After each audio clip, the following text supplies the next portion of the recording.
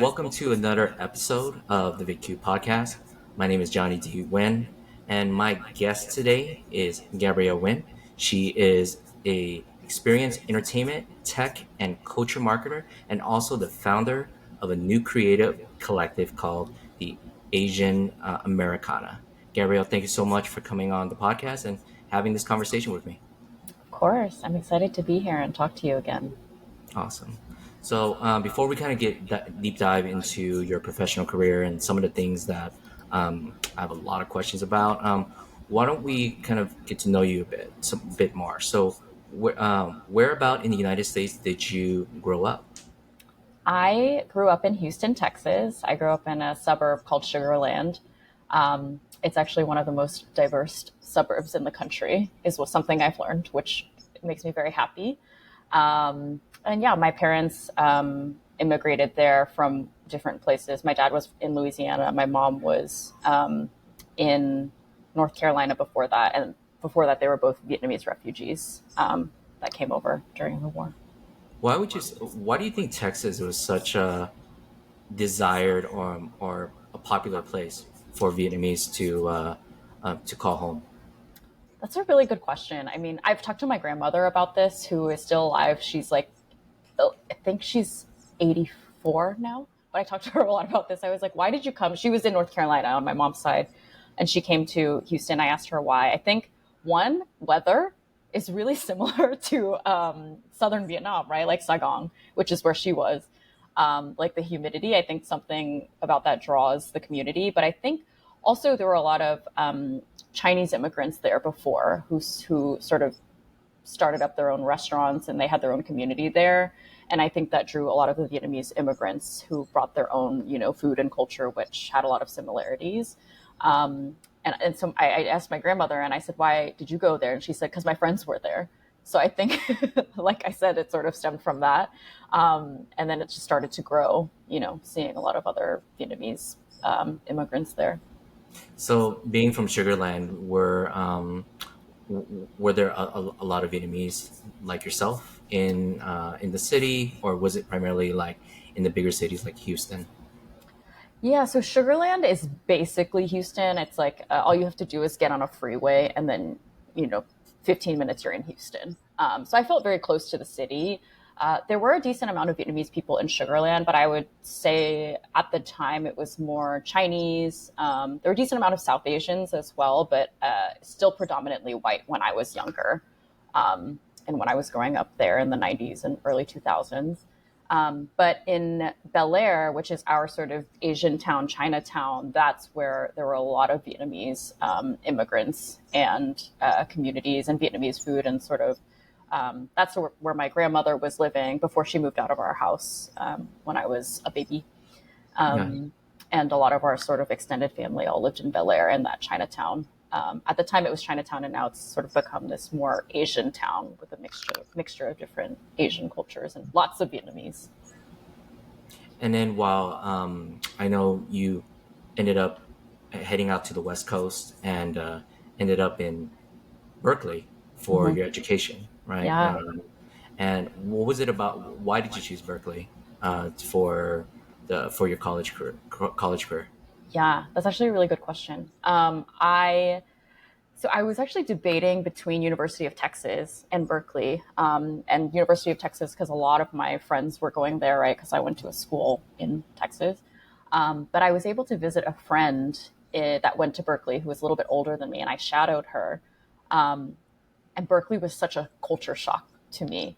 So growing up in Texas and in Sugarland, like I said, there was it was a diverse community, but back then it was predominantly white still. And I grew up in a very predominantly sort of white community where white culture was like the pervasive culture. And um, I wanted to be, like a lot of the time I wanted to be white, right? Like I wanted to be a pretty blonde girl because that was what all the boys were going after. And that's what I cared about when I was 13 years old. Mhm. um, but I always felt or often felt like the only Asian or some of the few Asians in the room. And I didn't really sort of realize that there was a whole other community of Asians that grew up with other Asians until I went to Berkeley and I was like, whoa, what is this? Like, we're both Asian, we're both Vietnamese, or we're both, part of this Asian American group, but like your upbringing is so different than my upbringing. And I found it really interesting. I found it very welcoming. Um, I gravitated it towards it a lot.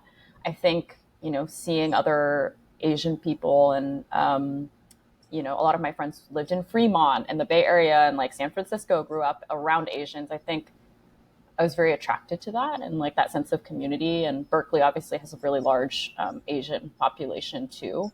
So that was one of the reasons. I also think, the school is just known for being such an open-minded school. And I felt like I really wanted to do something different.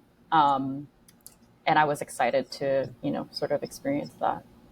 Berkeley, for those who are listening that never experienced that campus, it is I think diverse.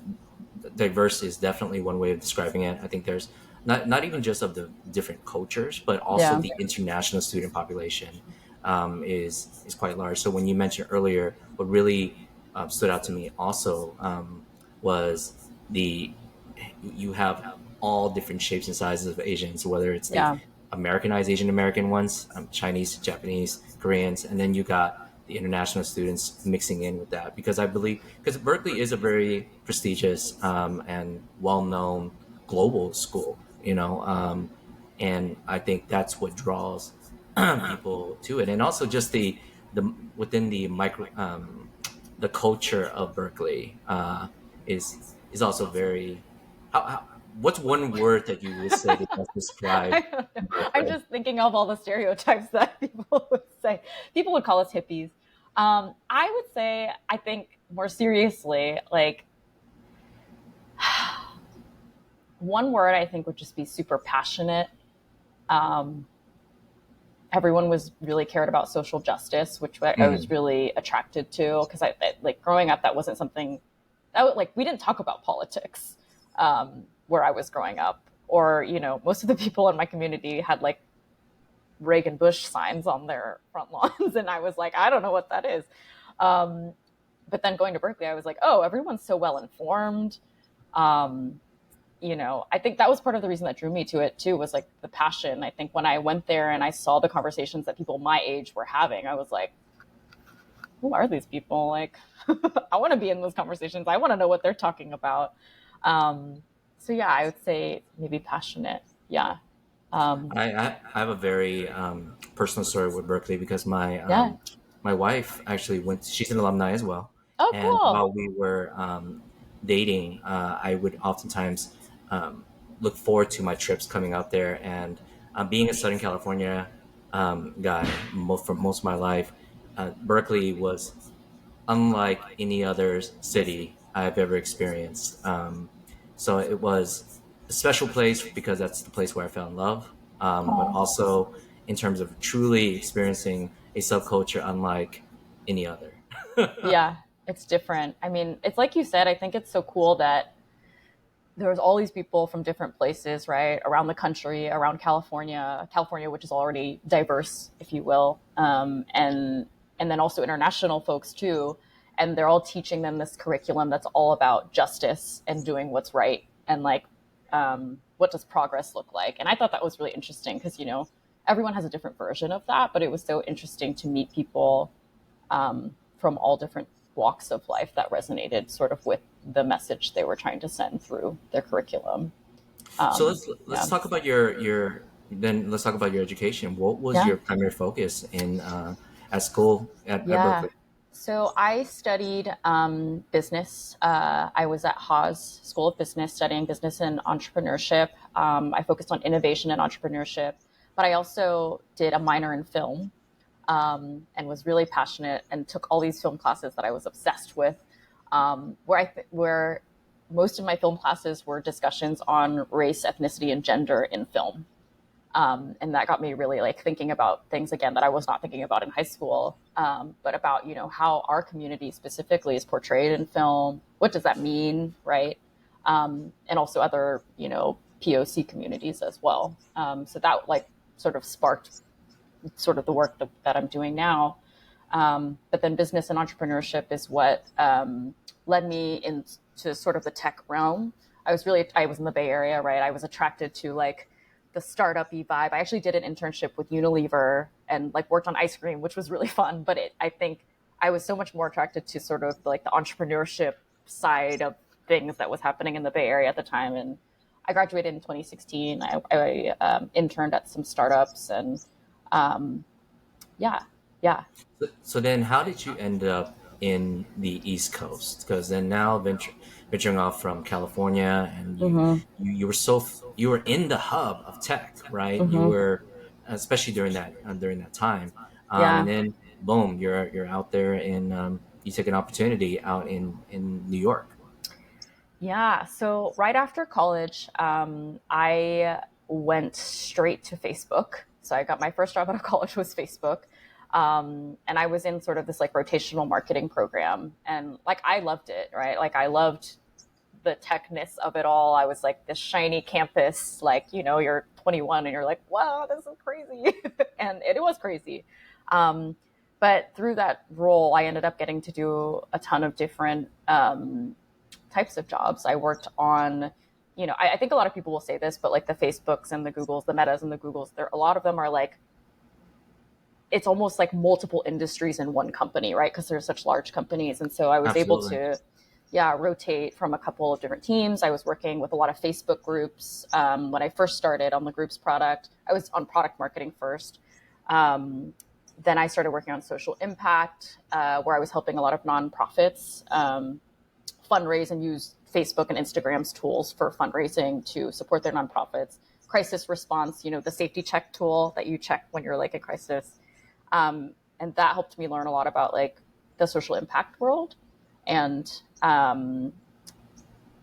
working with nonprofits was also really interesting and taught me a lot. And then I ended up, the role that I took in New York was an entertainment marketing job on the entertainment marketing team at Meta. And because I was really interested in entertainment. Like I said, I took a bunch of film classes. It was something I was really passionate about. We've talked about this. I really wanted to be an actor as a child. So I think something there was like healing my younger self of like, oh, if I do entertainment, maybe there's something creative and, that I can do and engage that, tickle that part of my brain that I haven't yet. So I ended up taking a job on the entertainment marketing role, and that moved me to New York, which was amazing. I wanted to take that leap. And I think, like you said, I was in the tech hub and I was surrounded by a lot of people who were working in tech. But I also had this community of friends actually from Houston that ended up moving to New York that are all in different creative fields, whether that be fashion, entertainment, theater, music. And I was so enamored by that. I was like, that's so interesting. And my world is so different than yours. And I think that combination of community plus, career passion led me to New York. And I ended up moving here in 2020, August of 2020. So like right towards end of pandemic when, things were starting to open up again. But yeah, that is what led me here to New York, where I am now. So, what would be some highlights that you would say um, in the topic of entertainment and Facebook that you can kind of share with us? Yeah, what are Yeah, some cool projects on that front? yeah. I mean, entertainment was a lot of fun. It was a whole new world, right? I think understanding how to work with like the content teams, like teams who actually develop shows like Red Table Talk, as you know, with Jada Pinkett Smith on Facebook Watch. And we were also doing a lot of streaming tent poles. You remember during COVID when every event was actually just an online like live stream? We did a couple I of was a those. part of live stream. Yeah, you know. But yeah, I think that was really exciting. We worked on one of my first projects was a project called Peace Out 2020, and it was like a piece like Goodbye 2020. We're so glad you're over, and we had Kiki Palmer, which was really fun, and David Dobrik host, and we had a bunch of different guests like come in and say Peace Out 2020. It was sort of like an end of year New Year's special, and that was really fun. And I did all of the marketing for that with an incredible team of people who I still am very close to this day. We did one for called Votathon 2020 to get young people to vote in the 2020 election. which was obviously a really crucial election. And that was really fun because I think we were working with a combination of entertainers. Liza Koshy was the host, who was like a wonderful, amazing person to market because she just has a bright personality and is incredible. Um, and with the content team that was developing that, but then also like on the political side, we were working with a lot of the people who work on um, voter safety, and getting people out to sign up to vote. And that was exciting. That kind of got me into the political side as well.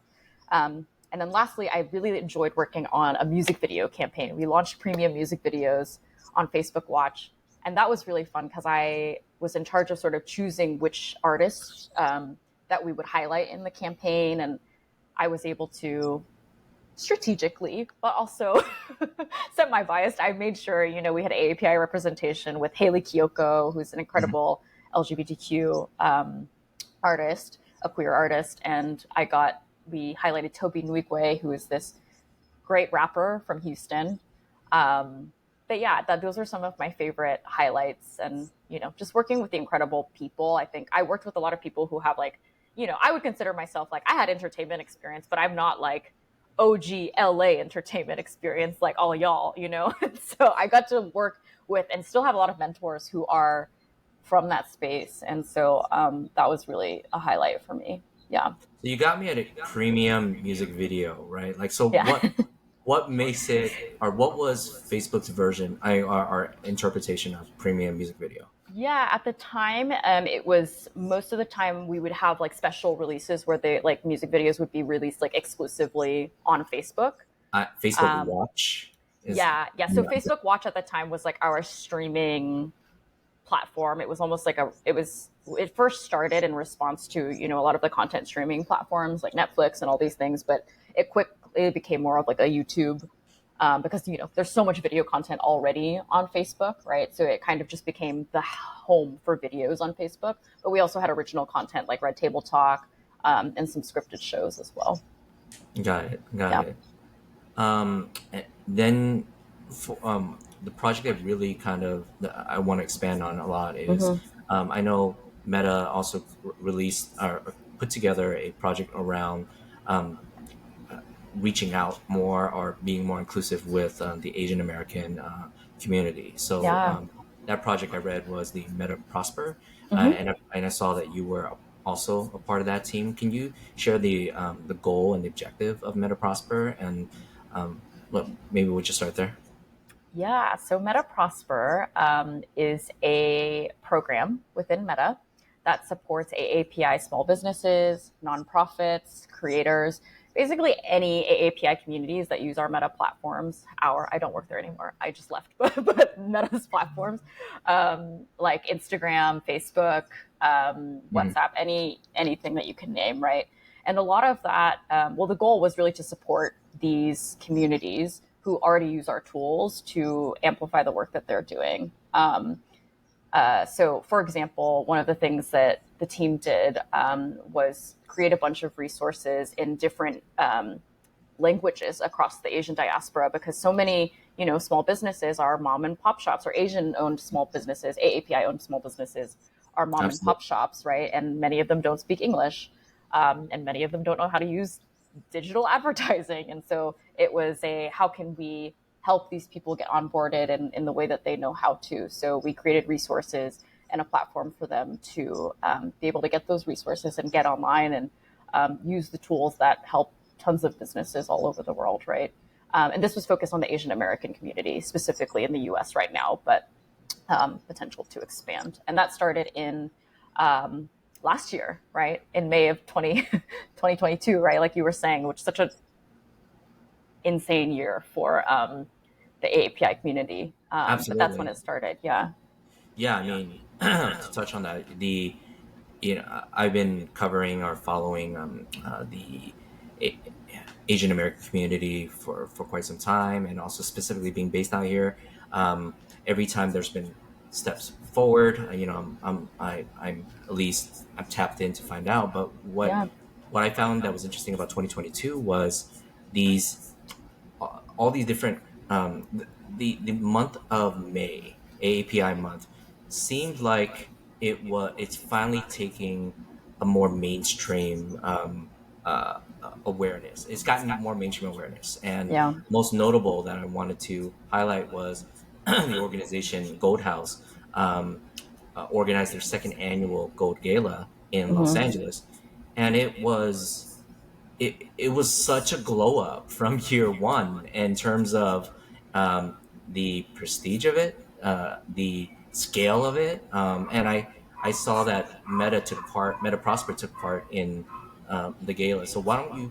I would love to hear the motivation why Meta Prosper decided to partner with Gold Gala, and what was your experience being there as an Asian American, as well as seeing the scale that I just said of the whole event itself.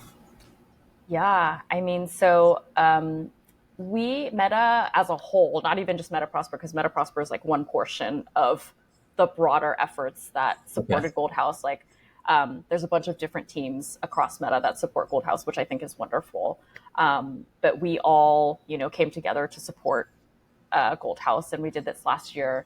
And yeah, I knew. I mean, it was their first annual was last year, and it was incredible. And it was this. It was a big splash, right? But I think physically, I was there physically, right?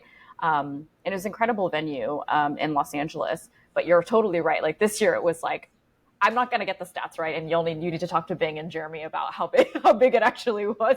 But it was a lot bigger, and I think it's like you said. I think it's incredible to see how far they've come and how much um, support they've gotten across various organizations. Not only Meta, but a ton of other organizations were there as well. But there's an incredible team of people that I was working with at Meta across the partnerships team, the ERG, like, I know we're going to talk about a little bit, Hmm. um, uh, who worked on that partnership. And Gold House has also been an incredible partner to us as well. And we've done a lot of work with them sort of um, across the different efforts, both within Meta and with Gold House. But yeah, I think, what was your question? But just what was your? I guess my question was, what was your takeaway? Mm, What was your whole experience like? Because yeah. just looking at all the Ah, pictures and video, it yeah. felt like the Oscars. It felt like, yeah, Yeah. I mean, I feel like I have to answer this in two parts, right? Because first, I have to acknowledge the amount of work that went into it. Like that team, I I think bet. one, Meta and Gold House. Gold House since last year has grown a bunch, and the team at Meta, there were so many different parts of the organization that were working on it, right? So, firstly, there's the Meta Partnerships organization who kicked off this relationship initially, like before I even sort of entered the conversation. And that's Tina Trankium, Matt Ogawa, who leads the ERG, and Kat Coddington, who created this Power in Communities program to support Asian creators, actually. And so they worked together to make sure Gold House had the resources that they need to make a splash through social media and through our social media platforms, which they totally did based on what you just said. And then that team also was able to bring a bunch of Asian creators to the event too, I to get see. that audience to also amplify. And then also they have entertainment partners that were there as well. And then Prosper also, we have this community that we've built online on Instagram that are it's an AAPI focused community, and sorry, not just Instagram, it's all Meta's platforms. But we worked with them to amplify through our own channels as well. So I think first, so much work that went on, and then also the ERG put on a lot of resources. Matt Can Ogawa you and his team. explain what an ERG is Oh real quick yes, sorry, for those who sorry. don't know what For it's? an ERG, for those who don't know, is an employee resource group, and so there's usually at big companies like Meta, there are different groups that are supportive of each community. So there's AAPI's at Meta employee I see. resource group, and so anyone who's AAPI can be part of that community. But there's also sort of a leadership team or an administrative team that does a lot of work to put on events or sponsor events or partner with different organizations like Gold House to support the community. And so that's what I mean by ERG. But they put a lot of resources. Matt and Vivian Vo, who was a partner in the ERG, did a ton of work to help make that happen. And that was just like a lot of, honestly, like hands on deck, right? Like Gold House is a nonprofit, right? So sometimes they just need bodies. but also different resources too, sponsorships and things like that. So I think that's the first part, which is there was so much work that went into it. And I think it was a similar group I worked with last year. And seeing all that work, we like sort of like, I feel like that effort sort of doubled into what we did last year. Like we did some on red carpet interviews last year, and we had an amazing creator, Jeannie Weenie. I don't know if you know her. Oh, She's like, yeah. she's Thai German. Is that her? No. No, she's Korean. Yeah, I'm sorry. There's another. Maybe edit that out. There's another. No, there was another genie that I know with. Yeah. Yeah, got it. On the musician side. Okay. No. Her name's Jeannie.Weenie is her like handle, and her and we had her do red carpet interviews, and we partnered with Subtle Asian Traits to like ask questions, the Facebook group, to ask questions that they want to ask on the red carpet. And then this year we did, we amplified even more through the Facebook channel, and we actually had a whole backstage setup where we had like a little bit of a lounge, and we had different talent come through. We actually had the Joyride cast come through with Janet Yang to talk about Joyride a little bit. And we had them interview each other, actually. So it would be sort of like more of an intimate conversation backstage at the Gold Gala. And we had, who else? A lot of people. Kimchi, Jeannie Mai, Eugene Lee Yang. The Never Have I Ever cast came and sat down. So Maitri Yi, Darren Barnett, Wow. and the crew. Yeah, it was a lot of fun. But so I think just like seeing the work that went into it last year and then how that evolved this year. And then also obviously the Gold House team, just like the scale of that event and that production that they put on is just incredible. Like I So it think, seems like yeah, Meta was quite involved. It seems like there was a lot of bodies on this project. yes, yeah. Meta was quite like there was a lot of Meta folks on deck for our partnership with them. Yes. But I think also like it's interesting because I think, you know, when you're sponsoring these events and like different brand events, you know, you want to make sure you're highlighted and elevated, and I think that's fine. Like just like any brand, you want to be like, you know, spotlighted. But I think for us, like so much of what the team that worked on this Gold House project felt like all of us are really just passionate about this work, right? And so last year we were one of the only sponsors, but this year there were a ton of other sponsors. Like there was a lot more, which I think we felt happy about. Like usually in that scenario, you wouldn't often feel happy, right? If you're like, let's say it's just, you know, another not, you know, community-based organization. But I think seeing how much support they've gotten since last year made us actually really happy, right? Like that just shows us how much people are valuing the work that they're doing and that community organizations like them are doing. And showing up, you know? I for one was on the side of I was extremely happy to see large mainstream companies Yeah, coming in and partnering with Gold totally. House because Totally. the work of Gold House, they're trailblazers. They're in and they're it's still quite a young organization if you look Yeah. at when it actually began. But Yeah. I got to ask you this because it was a star-studded event. Was Hmm. there anybody that you were starstruck made you starstruck or anybody that you were like super excited to meet? That's so funny. A lot of people, but I was trying to be professional. I think, honestly, I love Stephanie Shu. I love her. I didn't meet her last year, but we were like both on the red carpet together. She was really nice. She actually, me and a coworker were taking up Serbi, my coworker who actually helped me a lot with the project this year. Like, um, she we were taking a picture and Stephanie Shu comes by like it and she's like, oh my god, I'm so sorry, and we're like, oh, it's okay, you know.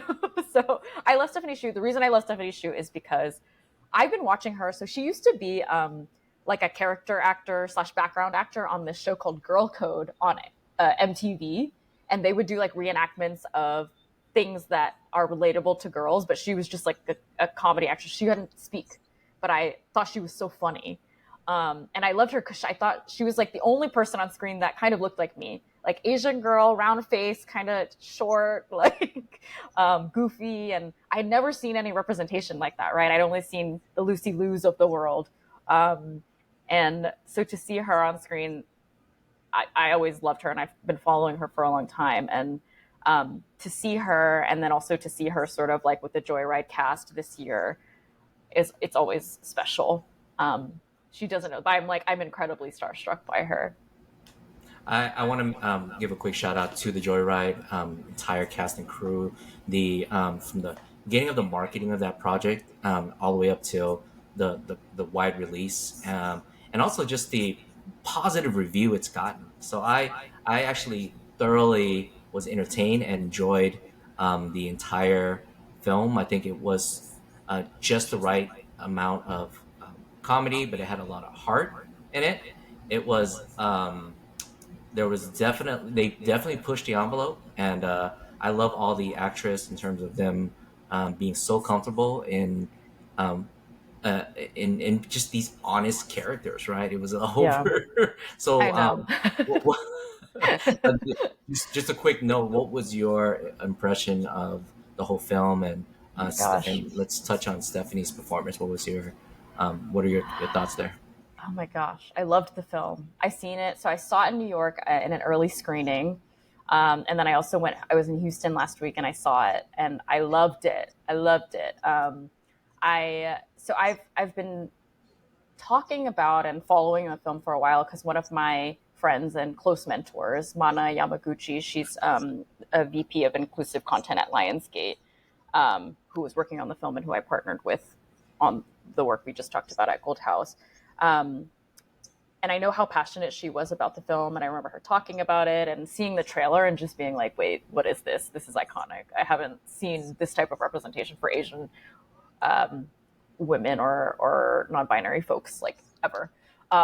And I just I think, rarely as Asian people do we get to see ourselves being crazy on screen Yeah, or vulnerable or sometimes failing or, just not like the model minority, successful or super rich or super poor, right? Like there's these two sides, right? There's like very extremes. And so I don't know if you know this term, narrative plentitude, but there's this idea that there should be an abundance of types of representations that we see on screen, right? And so far, I think the most common types are the two I'm describing, but there's so much more in between, right? Like I think for the white community, we often see like an average Joe on screen. We don't usually see an average Joe type, average Jane type person with the Asian community, and so I think that is sort of the step and foray into that. And films like that and Everything Everywhere All at Once too, that show sort of the dimensions of our community. Um, and it's called, what is it, the privilege of being mediocre, right? Because with the films we've seen in America thus far, we see all variations of different types of Caucasian people, but we only see certain types of people of color on screen. And so there's this idea of like abundance, and I think Joyride was such a fun example of that.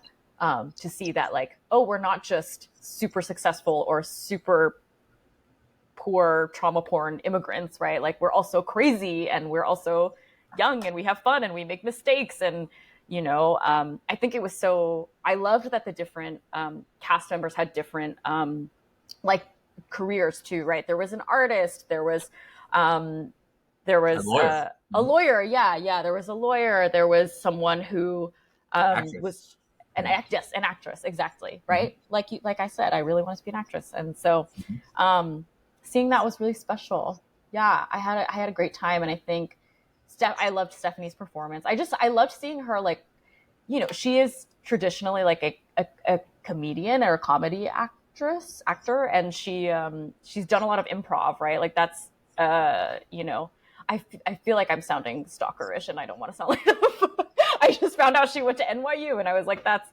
So I admit, she went to Tisch, and so she was around the comedy community. And like I said, I was watching her on Girl Code, like doing, reenactments, pantomiming things. And so I think it was fun to see her in that element that she came from versus, we just saw her in Everything Everywhere, where she was also wonderful, but like in a more um, dramatic role. Yeah, Well, I so I had a mean, lot of fun. one of the topic that I'm going to dive into, but also that I found that I thought Joyride did a wonderful job in exploring was the topic of dual identity, right? Like Yeah. Ashley Park being, being adopted, Yeah. uh, and being adopted in a white family, and but then also looking in the mirror, she's always going to have to explore her Asian. She doesn't. She needed to explore her Asian identity. So when the Yeah. opportunity came, when her boss is like, you going to China, it's a shoe in because you're Chinese. Hmm. Like, and then when she gets there, she realized her identity is quite more. She's definitely much more American than she is the Yeah.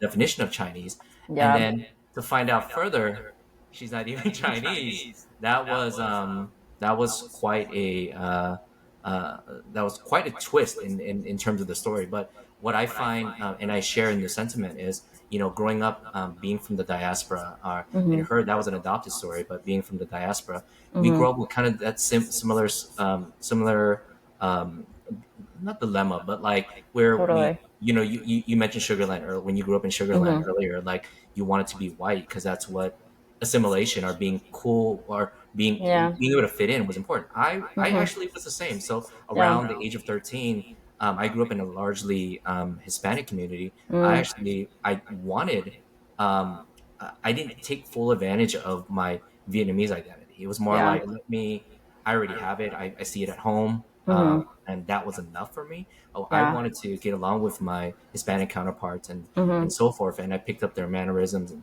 it wasn't until my later years, and a couple of times when I had the opportunity to go back to Vietnam, Hmm. um, that was when I actually started kind of asking questions about my Vietnamese Yeah. identity. So I find they share. I also enjoyed in the film where there are the different types of Chinese stereotypes, and Chinese Mm. American Hmm. stereotypes. They kind of address that. So Yeah. with that being said, I'm going to ask you: have you ever made a trip back to Vietnam? Yeah. That's a good question. The first time I ever went was in 2018, so not that long ago. Okay, Actually, maybe it is kind of a long time ago. COVID has my time mixed up, but yeah, I for went in real. 2018 for the first time, and I'm 29 now, so what is math? 20. That's 2023. I'm the wrong person to ask. I was 6 years ago, Mhm. so I was 23, 24. Yeah. Yeah. So yeah, I went in 2018 with my family, and it was the first time with my parents and my grandparents, grandma and step grandpa, and it was the first time they had all been back since the war, Wow. um, Okay. which was really crazy to experience. Yeah, I mean, I it was wild because going in your like 20s, I feel like it again another culture shock, right? Like I realized how American I was. Um, That is the first culture shock anybody has yeah, came back yeah, for the first time, is like, yeah. holy crap, I guess I'm not Vietnamese. Yeah, I'm like, I'm so American. But it was also Mhm. still like, it felt like my roots, right? Like that was the first time I felt like, oh, like these are my people, like I feel connected to this place and this is where my parents grew up and this is whole other side to them that that I never knew and that I didn't understand. And we were actually able to go to my mom's childhood home in Saigon. I forget which Mhm. district it was in, but it became it's now like I think it's like veteran housing, and someone was Mhm. there and like let us in, and it was this small apartment that my grandmother, like she was a single mom and she had three kids, my mother and her two siblings, and I saw where they grew up and the rooms they grew up in, and it was just crazy. I was like, whoa, like you grew up here. Mhm. And that was the first time I found out that they call the Vietnam War the American War The there. American War. Hmm. Yeah. And I think it's also crazy that not a lot of people know that in the United States. And I was like, how am I a Vietnamese person and I'm like 23, 24 and I don't know that? Like what? I don't think my parents even knew that. It's perspectives, because I mean, Yeah. even April 30th, 1970, that day Hmm. is something different. Yeah. It's called reunification. So like Yeah. it means something different to the country than it does to the Vietnamese now living outside the diaspora. Yeah. So it's yeah, I mean, yeah, we just Yeah. don't know that. We don't know. And but I think it's one of those things where it's like I feel like that's something we should know. Like a lot of us in the United States, just be aware of. there's this whole other side of like, where I'm from that I was able to learn on that trip. So I'm really grateful for it. And um, I mean, I'm so interested in, and I think this is why we connected in the first place, like what Vietnamese people in Vietnam are doing now, and also the diaspora. Like you said, there's sort of a cultural renaissance happening there right now, and I've been following a lot of the different organizations that are there, online on social media, and seeing the things that they're doing because so much of the population is young, right? I think it's very exciting to see. But yeah, I think it's like I also know that I am very American. Like when I go there, they're like, yeah, American.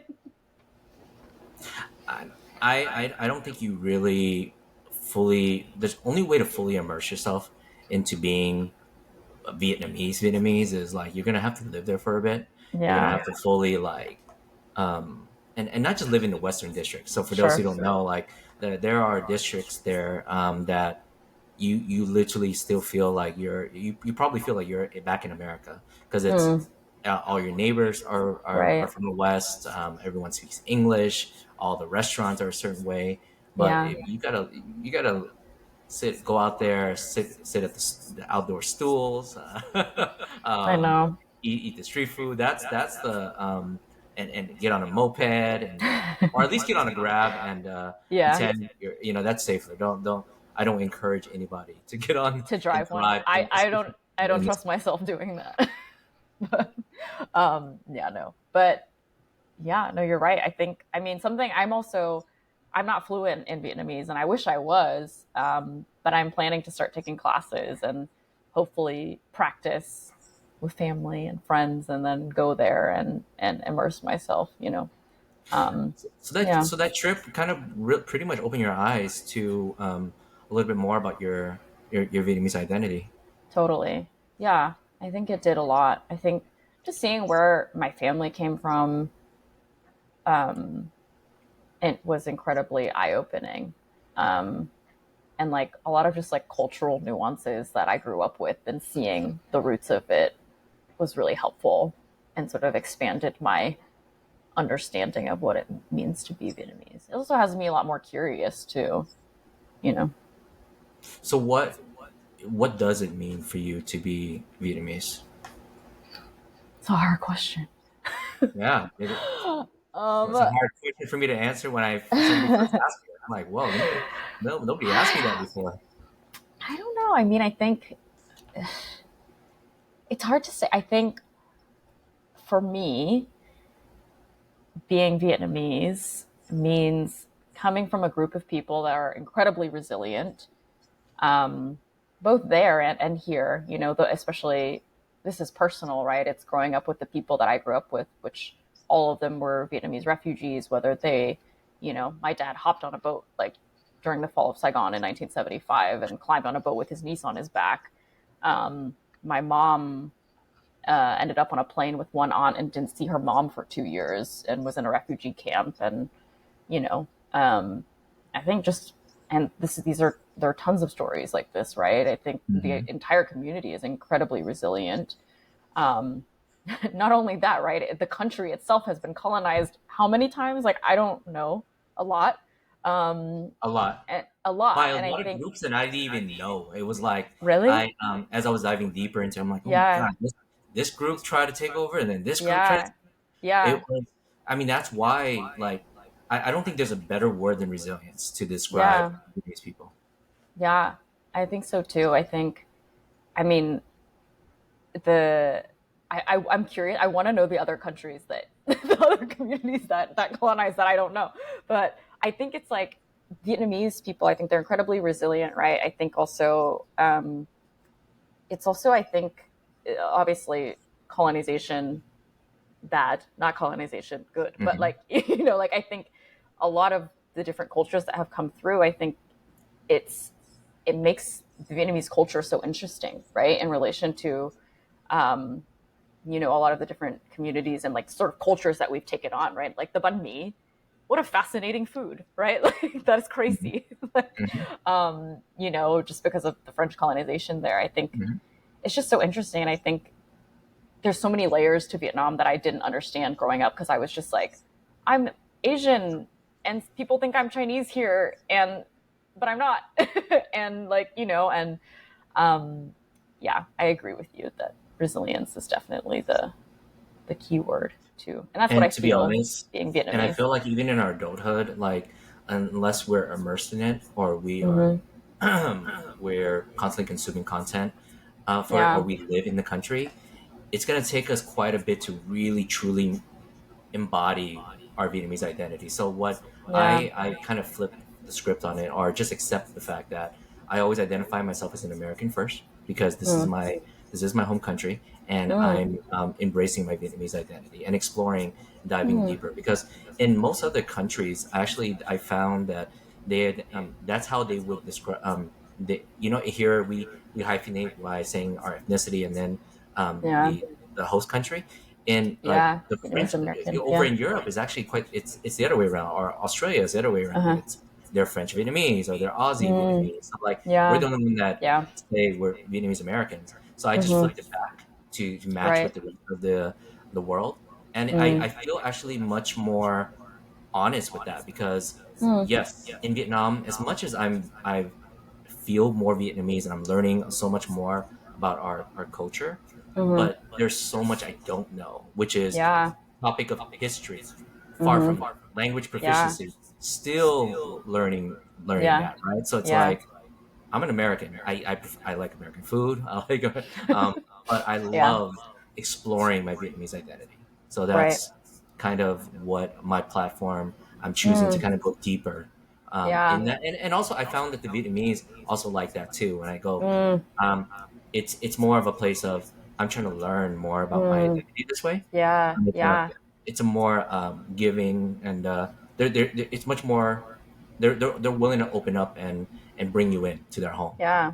when you That's really come. interesting. I resonate with that a lot because I feel that, right? Like I feel so American. Like you said, listen to me talk. I sound like I'm like Valley Girl. Like I don't, even though I'm from Texas, but I I resonate with that a lot.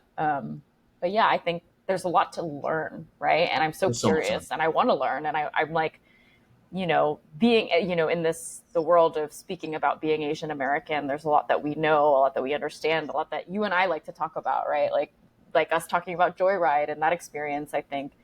But you're totally right. Like I have such a desire to reconnect with, this country that, my family is from. So But I I have do so want much to to talk learn. about Yeah. I want to talk about your creative collective because Oh yeah.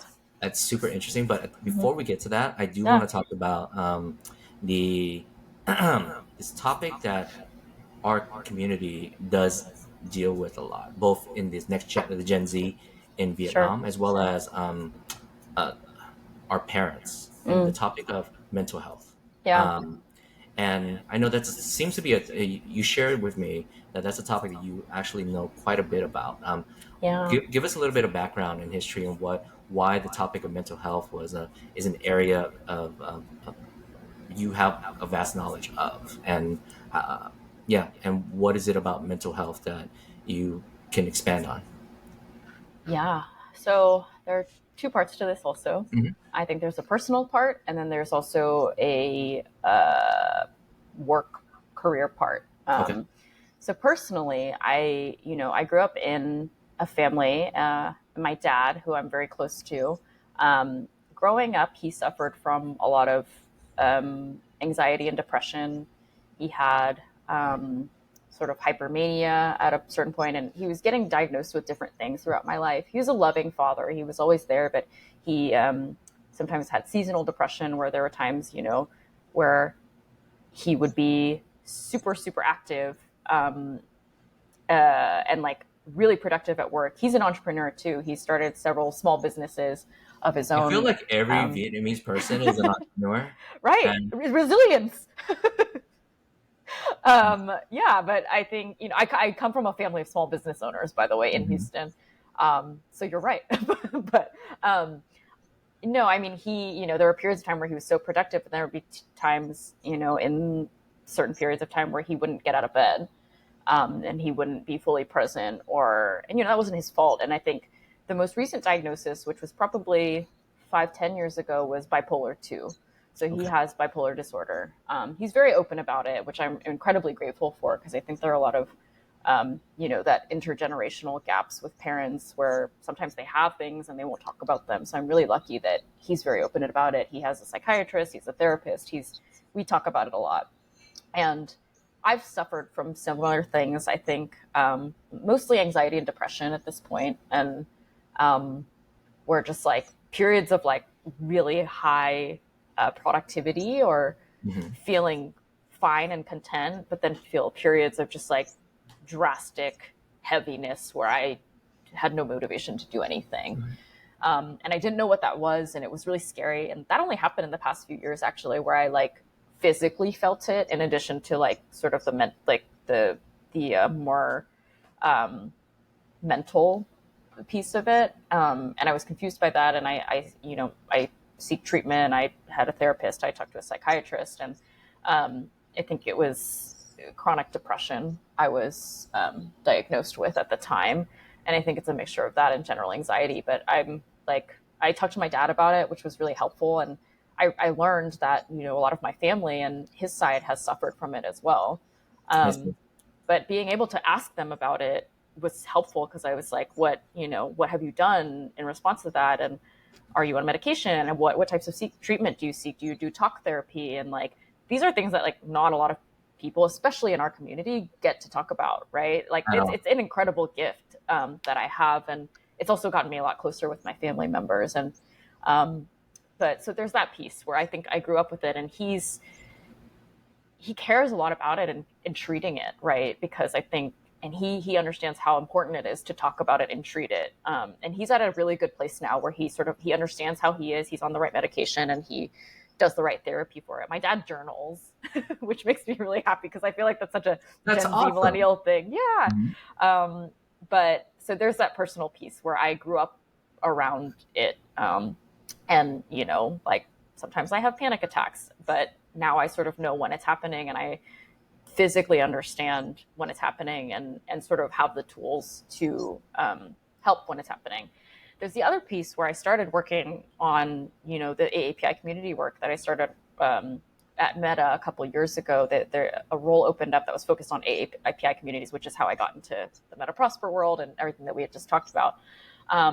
And through that work, we did a ton of research, and I worked with like a lot of insights research folks who asked a lot of questions to young AAPI Gen Z. And our community and young Asian Americans are the most likely to have mental health issues and not talk about them in the United States. Like, that is a statistic. And more I recently, feel I like was with Vietnamese is even like more because we probably, have this I don't know the stat, but yeah, because probably. we have this culture. Like I growing up, it's always this word, just deal, just deal Yeah, with it, and yeah, like you don't yeah, talk about your feelings. And the topic hmm of therapy, that yeah. is like I don't know if it's a bad word, but it's like it's almost when you bring up therapy, like what the hell? Like it's almost like Yeah, yeah, yeah. why do you want to pay someone to talk about your feelings? Yeah, yeah. Just talk to me about it. Hmm. It's fine. Like, as in your parents, they're like, just talk to me. Why? Hmm. It's like a um, waste of money. That's the way yeah, we yeah, view yeah, it. yeah, Mhm. yeah. So yeah, I mean, like I said, and that's the thing. It's like we're resilient, right? So sometimes Mhm. that can translate to strong enough, right? And that's multiple things can be true at the same time, right? Like, you can be resilient while also sometimes needing help. And so that's been something that's really valuable to me. I care about it a lot. I like to, that's part of the reason I'm trying to create safe spaces for people to be open and talk about these things in a way that's like judgment free. Like, it's just a thing. It's something we all deal with, right? But yeah, and I think through the work that I was doing, I learned that it impacted so many people. Um, and I think a lot of young Asian Americans and Gen Z, we saw that was the case as well. And a lot of that has to do with like the societal, both cultural expectations, like, you're talking about this Jew, like, deal with it Mhm. sort of Mhm. expectation, but also societal expectations that are placed on us, that we should be super smart or super successful, the model minority myth, a doctor, a lawyer, um, the most successful person at the corporation, whatever it is, right? Like, there's a lot of expectations for what we should be. And I think that also affects it a lot, right? And makes it hard for us to, our community to speak up, and feel like we have permission to speak up, but also, um, you know, go without the bounds of the lines that have been drawn for us here through society, pop culture, which I think it was why movies like Joyride are so important, right? Like Mhm. showing that we're like dynamic and we're not just perfect, and we, mess up sometimes, and we're also kind of crazy, and we also like to have fun. And yeah, so those are the different ways that I think mental health as a topic has become really important to me. Another fun topic that I wanted to Yeah. touch on, which is, probably one of the biggest working class that's going to be coming into big generation that's coming into the working class right now is the Gen Z. And Gen Z, I feel, Yeah. has a lot of people don't understand the Gen Z, and how. I guess my question to you is, Mhm. what are the big misunderstandings, or what do we need to know about Gen Zs when it comes to just just some high level stuff about Yeah. Gen Zs, and then like, for employers, what are some things that they should be mindful of when it comes to employing or working with Gen Zs? Because I feel like there's such a misunderstanding Hmm. of who they are as a whole generation, actually. Yeah. I mean, do you want Asian API Gen Yeah, Zs or yeah. all Gen Zs? API. Okay. The API. Either. Yeah, Okay. the API. I think as a whole, and I think a lot of people probably hopefully know this by now, is they really care about mental health, right? Like I think Yes, they speak yes. about it a lot more openly than we do. I'm like cusp. I like to think of myself as cusps so I can be cooler, but I think I'm more millennial. I think I'm 29. So, but So I'm a Zennial, so like oh, I was okay. an and millennial, and Yeah, yeah, we strongly identify with just deal with it, take it, yeah. just don't Okay. speak up, just Yeah. hustle, So Gen Z hustle. is not like that. They value their mental health, their mental space. They value, um, I think for employers, like it's important to create spaces where they feel safe and comfortable talking about those things. I think in like something that's different about Gen Z in like work settings, right, is like I think before in work settings, it was like, oh, we just talk about work and like not emotions, right? And it's like, I think for Yep. Gen Z, it's also inextricably linked, right? Like, you can't just talk about having a productive work environment and culture without talking about work life balance and mental health. And like, is your team supporting you right now? Do you feel like you have the right support? Like, that's what they need. And I think from a work standpoint, that's what they're looking for. They're also looking for work that's fulfilling to them. And I think that doesn't only apply to Gen Z, right? But I think you're seeing that in general, like in workplace and, the people moving around to different jobs and doing things that they actually, find joy in. Um, they care about that. They want to be working on something that they're passionate about. I think something particularly interesting with API Gen Zs is, like I said, so many societal expectations have been placed upon us, and whether that be from our families, our parents, generations before us, the immigrant striving and like, look what we did to get you here so that you could have a great life. Like, why don't you become a insert successful career here, right? Um, Mhm.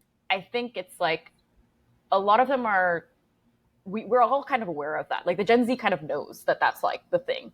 The Gen Z community knows that that's the expectation, but they are seeking more than that. They want to go past that, right? Like I think there's this whole movement with younger generations entering more creative careers because that was not an option before, right? Like I said, I wanted to be an actress, and I knew a lot of people 100%. I actually like, glad you pointed that out. I do see a lot yeah, more, at least aspiring it, yeah, especially in this creator economy. There yeah. was a lot more pursued it, or did it in parallel with their Hmm. professional career. Or the, Totally. Yeah, like you see a lot of people doing both at the same time and then maybe switching to become a full-time creative or creator. Um, and that's something that's happening a lot too. And films, like seeing so many successful Asian American and Pacific Islander films doing well in Hollywood also signals to them, hey, maybe I can. Because back then, when we were kids, it was only Lucy Liu, right? Like, and they were like, yeah, absolutely not. Like, you cannot. I'm a So, decade over you, so we oh, have really? Okay. I can't smaller tell. representation. Yeah. You Yeah. know? Yeah. So, even for you, I know. So, I think now people are like, oh, maybe I can. And I think that's great. But that's exciting to me because I think it's like they are giving themselves permission to be creative, which I think is really cool. And maybe people who have entered a more traditional job are starting to realize, oh, hey, like just because I am a doctor or lawyer doesn't mean I'm not creative, right? And I've literally talked to people from my community from Houston who grew up who maybe have more traditional jobs now and um, have really creative passions and skills. And they're like, I'm like, oh, but you're so creative. And they're like, oh, I'm not creative. I'm, a real estate agent or I'm a doctor. And I'm like, just because you're a doctor doesn't mean you're not creative. And that just Mhm. like blows their mind. They're like, Yeah. wait, what? And I'm like, yeah, like you are creative. Like, I think sometimes when we hear the word creative, we think like, oh, you have to be a filmmaker, you have to be a singer, you have Right. to be an actor. Mhm. But no, like there's this whole world of, I think creativity coming out of the Asian American community right now that I think is really exciting. And I think a lot of it is coming from Gen Z. Well, that's a good segue into let's talk about your new creative collective, the Yeah. Asian Americana. So Yeah. take us through the name and then like the Yeah. mission and what are you guys going to be doing? Yeah. So Asian Americana, it's spelled AZN, right? AZN as an Asian, which that was a very popular way in the late 90s and early 2000s of spelling Asian Yeah, as, it was the popular. cool way. Huh? It It was was the like cool way. Mhm. Yeah. And I think, especially as, websites like, or instant messengers like AOL Instant Messenger and Oh my Zynga and MySpace were blowing up, god. AZN became the cool way to say Asian, whether it's like Asian Pride or it was in your AIM screen name. Like that was really cool thing. And I grew up around that time during like the rise in popularity of AOL Instant Messenger. And so that was a very large influence to me. And then the Americana comes from, the American part, right? I think I grew up in Texas and there's a lot of that sort of like Texas, Southern hospitality, cowboy Americana aesthetic that I really resonate with. And that, that like is part of me still. Like I grew up saying, yes, ma'am, no, ma'am, yes, sir, yes, no, ma'am, no, sir, and opening doors for people and, like smiling at people on the street. And so I think that's just something that is part of me. So, um, this has been a passion project for a while. Through my job and a wonderful project that I worked, one of my favorite projects I've ever done with Meta last year, I was working on a project called New Asian Narrative, where we were working with the Oh, young Asian and Pacific Islander Gen Zs and millennials, but young people in America who were tired, like sort of like I've just told you, tired of the societal expectations that have been placed upon them, and were kind of taking their lives, jobs, whatever you want to call it, into their own hands. Whether that was like becoming a creator, we worked with a woman who she used to work at Google in like a big corporate job. She was an exec and she became an aerial artist. So she does like aerial performances and like has started her own troupe for women of color. We worked with a woman who's trying to be a comedian and actress, a South Asian woman, and um, I was really, we worked with a bunch of them. I'll send you the link afterwards, but I was really inspired by them. These like young Asian Americans taking creative risks and going outside the bounds of what, has been told to, that they should do thus far.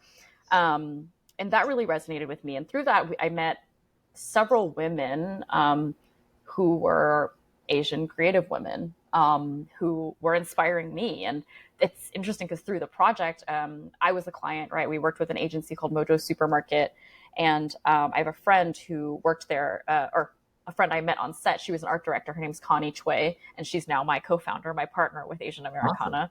Yeah, and we both worked on that project together. But through that project, where we were highlighting these creative Asian women and femmes, we were also both Asian creative women talking about the things we were excited about and the things that we dreamed about doing. And she was actually one of the people that told me, because I was like, I said something like, "Oh, I'm not creative," and she was like, "What do you mean?" I was like, "No, I'm just like a marketing manager. You're the creative." And she's Challenge like, you. "Yeah." She's like, "That what?" She's like, "Just because you," she's like, "You are creative." Hmm. I don't, and I was like, Marketing is extremely mind creative. blown. Mhm. I was like, "What?" I am? I thought I just pushed paper around and gave creative feedback, but was not creative. So that like opened my eyes, and I was like, "Oh, I have permission to go there," which I think was exciting. And I think through that and through meeting people from Gold House and different Asian women that work across creative industries, or maybe people who are interested in it, or were connected to creative, industries in some way, I met a lot of mentors and people who inspired me, and sort of realized there was a whole group of people that have not been seen or acknowledged, and also who should have a support community for each other, right? I think Absolutely. especially, in times of like layoff and the recession, where there's a lot of freelancers and creatives, like what is like the most important thing that people need right now is like support and mentorship, not only for us, but also Community. Hmm. Hmm. community, right? And whether that's like moral support or just meeting people, but also like the connections to do the things that you want to do, or just hear the stories that you want to hear, right? Like I had this privilege of hearing all these wonderful stories. I met a really good friend of mine, Elizabeth Ai, who's a film director, who's directing a film about Vietnamese and the new wave music in It's the community and the fascinating. subculture. I, It's amazing, and I love her, and I'm so excited. But I've met. It's just like because of my role, like I've been able to meet these people, but most people don't have this like really niche role in this company where you get to meet all these people. And so I wanted to make that more accessible to people, especially with young people who are starting to feel like they have permission to be creative, especially women. Um, and and yeah, so that's how it started. I was like, I had so many ideas, I didn't know where to start. And so what I did was I just invited 7 of my closest Asian creative women and femme friends to my apartment. And it was, people, I have their friends across different industries, whether it be advertising, modeling, writers, filmmakers, creators. And they came over to my apartment. We had like a brainstorm. I made like a mood board um, that was heavily inspired by like early 2000s aesthetics and um, the Asian stars we had at the time, right? Jackie mhm, Chan and Lucy Liu, and Rush Hour and Charlie's Angels. And mhm. I think with that, we sort of brainstormed what are the things that like we want to talk about? What are the things that we need? What are the things that we don't have yet? And it sort of snowballed into this like we actually like getting together and just talking about the nuances of our experience and how rich and broad the diaspora is, right? Like we're all Asian, but we're Korean, Vietnamese, Chinese, Taiwanese, like South Asian, Indian, Pakistani. Like there's just so much, and all of us experience such different things. And like, but we all have the similarity in that we want to be creative, whether that be in a creative industry, pursuing a creative career, whatever that may be, right? So that's how it was born. And then Connie was one of those friends that came, and she really resonated with it. And she was the person that came to me and like sent me like a million ideas afterwards, right? Mhm. And I was really excited about that because, and I want to take a step back because I actually got this inspiration from Imani Ellis. I don't know if you know her, but she's a Black woman, and she started CultureCon, which is like Okay. one of the biggest like sort of cultural creative collectives for POC BIPOC creatives in the country. And she gave me advice to just invite front, like she was like, just do it, because I was like, I don't even know where to start. And she's like, just do it. Just You gotta invite, do it. just invite your friends. I was like, okay, because that's how she started CultureCon. And I said, I want to do what you're doing, but for Asian women creatives. And she was like, yeah, do it. So I did it. And one of the pieces of advice she gave me was, don't force your friends to do the thing that you want them to, that you're passionate about. She said, the people who are interested will naturally come and they'll naturally gravitate towards it. And Yeah. she was right. And Connie was one of those people. And Connie is like incredibly passionate about it. Obviously, she's an art director herself, creative director of AZN Americana and co-founder. But yeah, so together we started just like ideating, and we together worked on an art gallery with Meta Prosper when I was there, and she curated the gallery, and I basically did everything else. Right, I got like the partners and the That was sponsors, the and just to bring attention to it, it yeah, was yeah, yeah, the sure, project. It was yeah.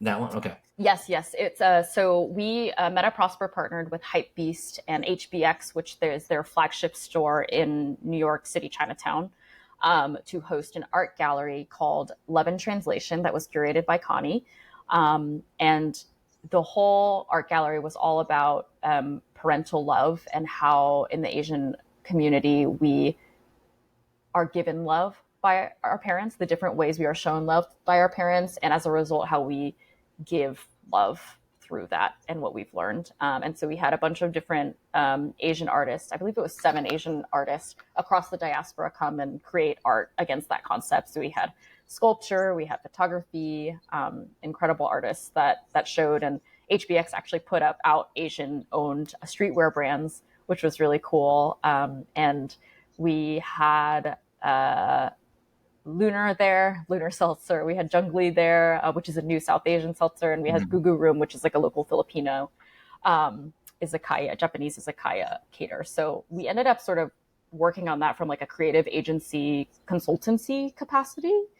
And so after that, we are no longer at our previous jobs, and we're doing this right now. And like I think right now it's just starting, and we have our first event on this Monday, July 17th, actually. And we're bringing together around 30 Asian creative women and femmes to do a future self and vision boarding workshop and happy hour where we're bringing together some of the different AAPI owned, women owned CPG brands, which we're really excited about. So I think this is like the first of many. We're doing some stuff in September in LA, and right now it's just passion and seeing where it goes. But really excited about it. And I think our first event that I just mentioned, we thought like 5 people were gonna like RSVP, and we sold tickets just at like to cover the cost of the event basically, and it sold out in like 5 minutes. And so I was like, That's what? impressive. I know. I was shocked. We were like, I thought nobody's gonna show up. But I mean, that just It's so signals vulnerable, to right? me, Whenever you put on an event, you yeah, don't know how people are gonna respond. yeah, it was like, are people gonna think this is lame? Like, I was Mhm. like, because I'm leading. I'm also a yoga instructor on the side, and like a mentor. And we do like a lot of like future self visualization and exercises to help you understand your values, and I'm doing that, and I was like, are people gonna think this is really lame? Like, I don't know. But it seems like, I think the fact that it sold out so quickly just signals to me that there is like a demand for this, and people, there's a group of people that want to be seen and supported, and um, I'm part of that group, so like, it personally resonates with me, so I'm Mhm. excited to see where it goes. Yeah. So then, my next question would be, where can we find out more information about the group, or what Yeah. socials are you guys on, and then what can they do to support you guys? Yeah, so you can follow us on Instagram at Asian Americana, AZN Americana. We're just starting out there. We launched like last week. Um, so please follow us. We'll share more, and I think about sort of the journey that we've been on, and um, how it's sort of evolved into what it is now, and hopefully what it becomes. What about threads? What's your thoughts on threads? Cool segue. um, I, I actually didn't know. I left before Mhm. they were working on it, so I actually had no idea. It might have been a secret. I don't know at all. I have no idea. I mean, I think it's a great product. I like using it. Yeah, I mean, I'm not even a big Twitter head.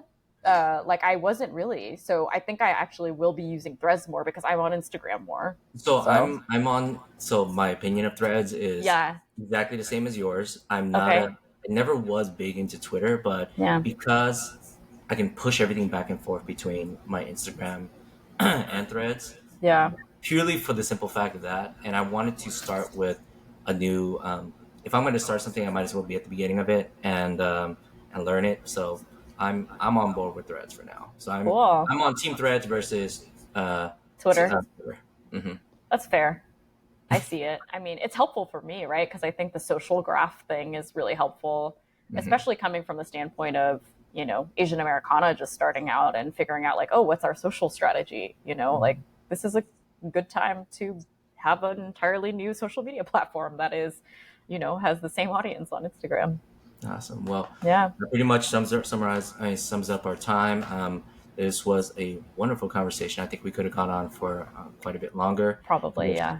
But congratulations on the launch of your new collective. I definitely will be following you and keeping up to date with updates.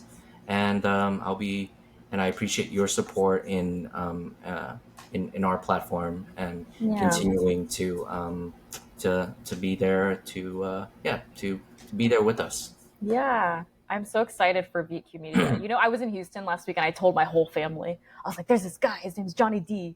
And they think they're like Johnny Dank. I was like, no, different Vietnamese guy. That is cool. Okay, so there's only two Johnny D's that I've Yeah. been looking for because of that. Johnny Yeah. Dang being one of them because of Yeah. Vietnamese, and Yeah. then Johnny Depp also goes by Johnny D. I don't know if you know that. So I did not know the that until actor, right yeah. now. So like when you search up Johnny D, it would be those two. So Good to know. Okay. Yeah. But they're very excited. I was like, this guy's spreading culture across the Viet diaspora and Vietnam. And they were like, oh, okay. And so I'm trying, because I think I'm going to Vietnam with them in December. And I was like, we got to go. They're having a cultural renaissance. Johnny D said so. my demo is definitely Gen Zs and millennials. Those are Yeah. not so much about the Zenny, like a little bit of the north of the Zennials, like Okay. but I think it's Gen Z and millennials tends to tune into what I'm saying. To resonate. Okay. Cool. Well, I have Gen Z cousins too. So, and I told them about it and they were like, that's cool. Awesome. Well, I really Yeah. appreciate your time and wish you all the best. And we will definitely be talking again in the near Yeah. future, or probably yeah, we'll be talking again real soon. Totally. Awesome. Thank you, Johnny. I appreciate Absolutely. you. All right. Take care. Take care. Bye.